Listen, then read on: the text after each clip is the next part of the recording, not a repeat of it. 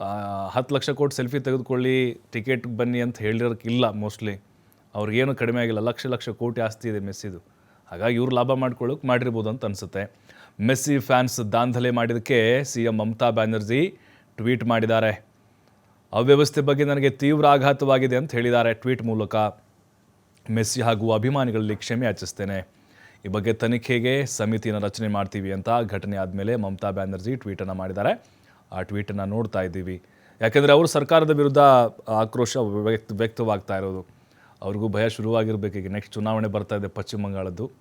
ಸಹಜವಾಗಿ political angle ಕೂಡ ಇದು ಪಡೆದುಕೊಳ್ಬೋದು ಅಂಥೇಳಿ. ಮತ್ತು ಮೆಸ್ಸಿ ಅಭಿಮಾನಿಗಳು ರೊಚ್ಚಿಗೆದ್ದು ಓಟು ನಮ್ಮ ವಿರುದ್ಧವಾಗಿ ಮಾಡಿಬಿಟ್ರೆ ಅಂಥೇಳಿ ಇಮಿಡಿಯೇಟ್ಲಿ ಅವರು ಟ್ವೀಟನ್ನು ಮಾಡಿದ್ದಾರೆ, ಕ್ಷಮೆ ಕೇಳಿದ್ದಾರೆ, ಮೆಸ್ಸಿಗೂ ಕೂಡ ಕೇಳಿದ್ದಾರೆ. ಅದರ ಜೊತೆಗೆ ಈಗ ರಿಫಂಡ್ ಏನಾಗಬೇಕು ಅವ್ರದ್ದು ಅದ್ರ ಬಗ್ಗೆಯೂ ಕೂಡ ಕ್ರಮ ತೆಗೆದುಕೊಳ್ತೀವಿ ಅಂತ ಹೇಳಿದ್ದಾರೆ.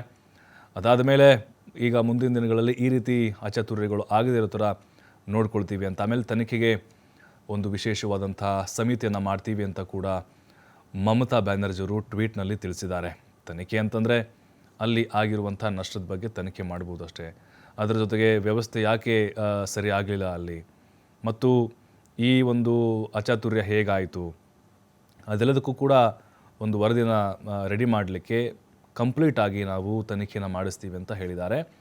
ಆದರೆ ಕೋಲ್ಕತ್ತಾದಲ್ಲಿ ಆ ಸ್ಟೇಡಿಯಂನಲ್ಲಿ ಕಂಡು ಬಂದಂಥ ದೃಶ್ಯಗಳು ನೋಡಿದರೆ ಸಂಪೂರ್ಣವಾಗಿ ಮಮತಾ ಬ್ಯಾನರ್ಜಿ ಸರ್ಕಾರ ವಿಫಲವಾಗಿದೆ ಆಯೋಜನೆ ಮಾಡುವಲ್ಲಿ ಅನ್ನೋದು ಗೊತ್ತಾಗ್ತಾ ಇದೆ.